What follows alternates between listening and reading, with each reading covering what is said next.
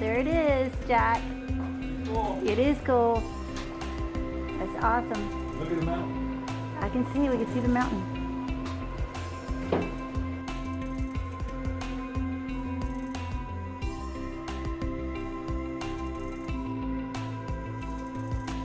My body called me back and I went upstairs for about 10 minutes and Kai decided, you don't need that basket of wheat you've had forever or that stool. There you go. Okay guys, we added 5 bags of organic garden soil or raised bed soil. We'll be coming back and adding some peat moss and a couple bags of compost, maybe 4 or 5 bags of compost. Mix it all together like a big salad and we'll have everything ready to start planting. They are loving this new area above the river.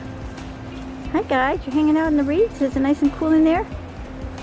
We've created a little chicken crossing from that side of the yard where the river is, the little river, where the chickens are hanging out right now, to part of the coop. The babies are in there. Mary's over there with the babies and Bailey. Okay, this is the first lavender I have ever been able to grow. Finally found a little spot. Here's the rosemary as well and oregano, blackberries. Gonna pop over the bridge. The river and the creek are pretty low. We haven't had much rain. So we're gonna hop up here to the garden.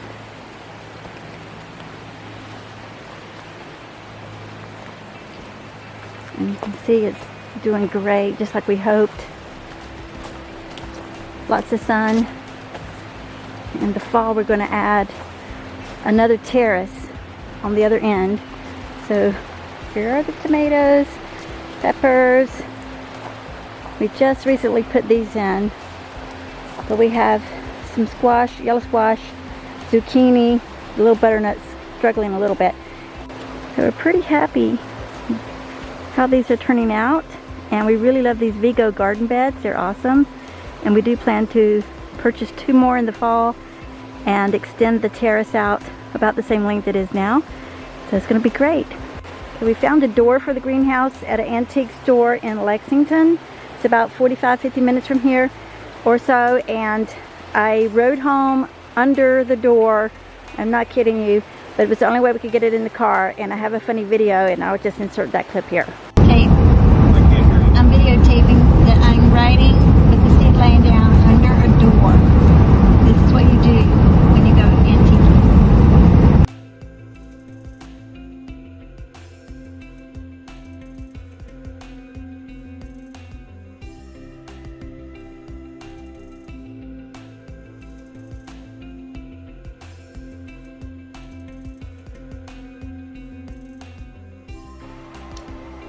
This will be the last dark morning with lots of floating around the air.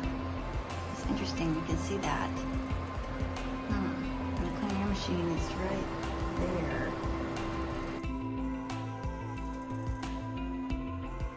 I started Delaney Windows and Doors 2 years ago after shortly moving to Amherst 3 years ago. I just found that there was a real shortage of contractors, and the ones you could find, the work was, sometimes questionable. So I saw an opportunity, and I'm like, you know what? Let's start doing a window and door business, and that's kind of where I am today. I got the idea to name the company after my youngest sister.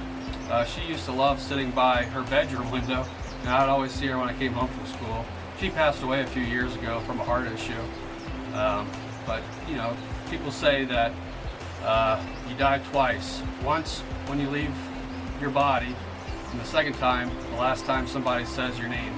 So I just wanted to keep her name alive and something to remember her by. And we're really looking forward on getting this huge trapezoid window installed for Dell and Dan on their beautiful log cabin.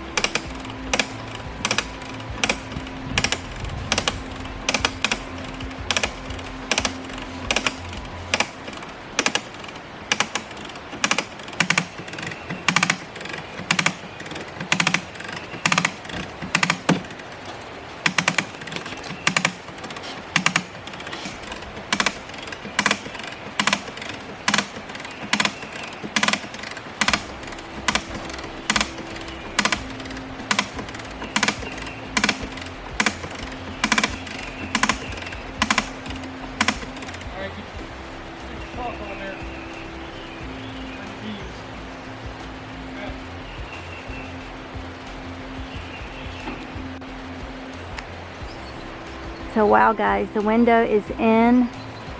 Jack and his dad Neb did the most amazing job. Absolutely gorgeous. Thank you both.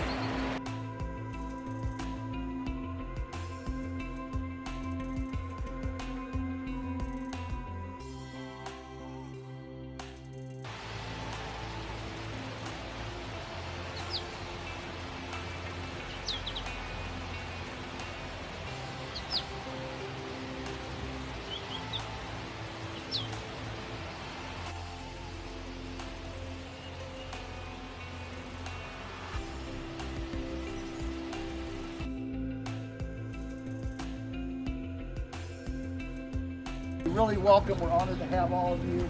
And so the tour today, and every tour is different because here the animals move around.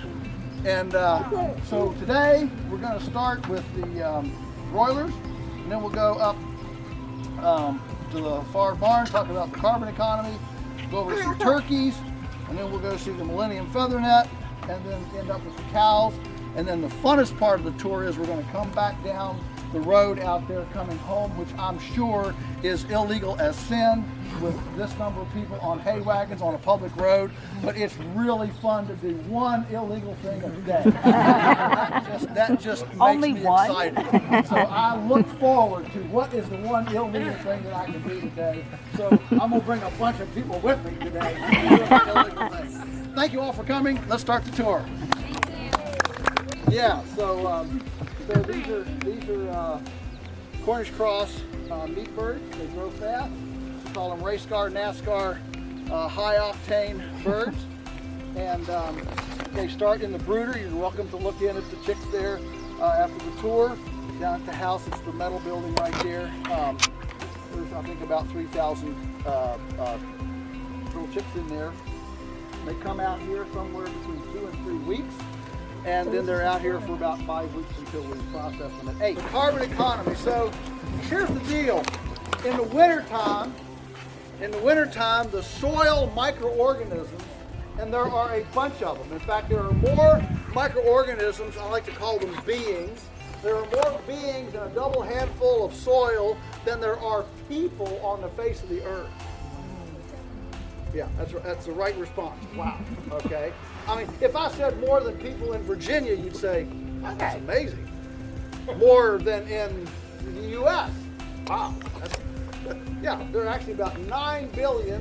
Now, you know, if the planet ever hits 9 billion, you know, we'll have to change the thing. But lots of critters.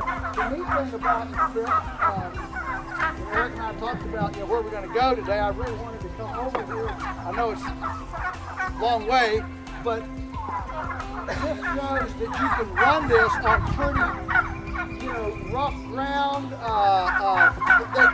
They don't need, it doesn't have to be pristine, it doesn't have to be an alfalfa field, okay? He's like, catch me if you can. Starting with those broilers out there, the meat chickens. So these are egg layers. Normally we would not have roosters with our egg laying flocks, but this flock happens to be our breeder flock. This is always fun because anyone who's watched the news knows that cows are getting a bad rap in the world right now, right? And the bad rap, unfortunately, is deserved in many respects because herbivores are mishandled and overgrazing is a major problem and has been long time. I mean, ancient history. Every day they get a new paddock. We move them every day, and that way they get totally virgin, unmolested. All right. I mean, they're gonna be able to pick their salad bar, and so they get good stuff, junky stuff, and when you move them, they graze very aggressively. You got to realize this is the third grazing on this field this year. Third grazing, and we'll have at least one more, if not 2 more, before the end of the season. All depends on rain, how late the fall, you know, how the fall goes.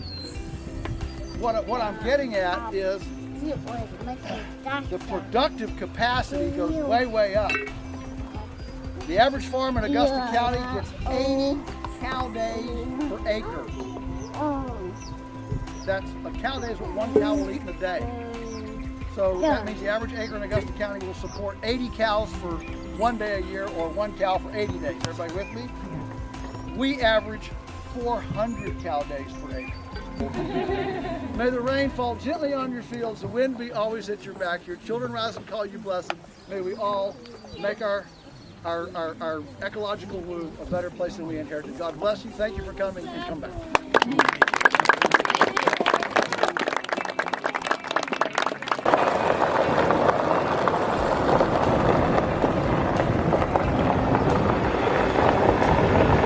500. Let it start getting warm. It takes a while for your oven to heat up that long. And then, when you're ready, you need to score your bread, which is just cutting some, fancy way of saying cutting some lines in the top. I just use my sharp little paring knife.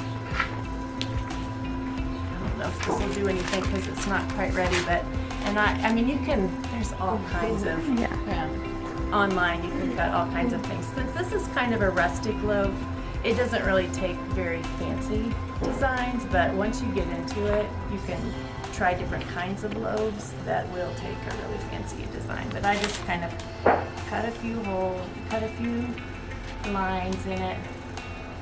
And what that does, allows the moisture to escape, helps the bread to rise. It kind of reminds me, you guys know how popcorn works?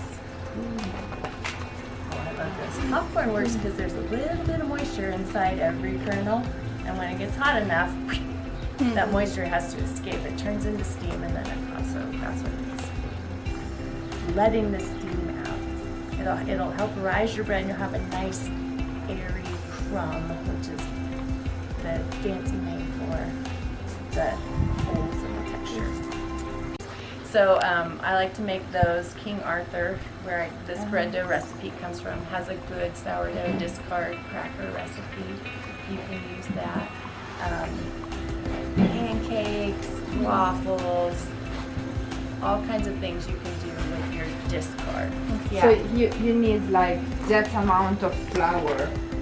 That amount of water, double flour. Ah, okay. Yeah.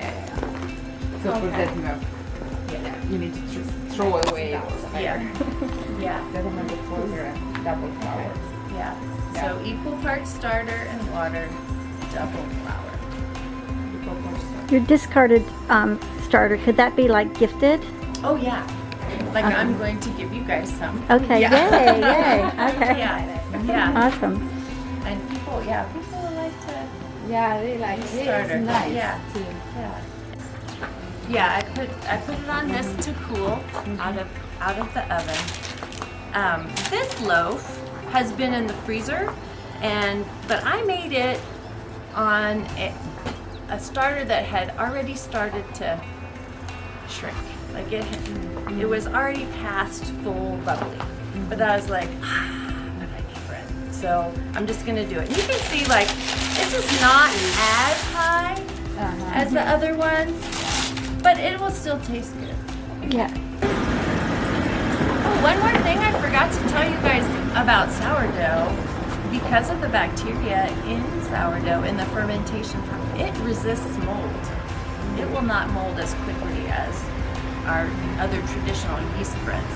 All right, so to get enough slices, I do in half and in quarters. Nice. Beautiful. Crumb is on Yeah. that bread, and this is still a little bit warm.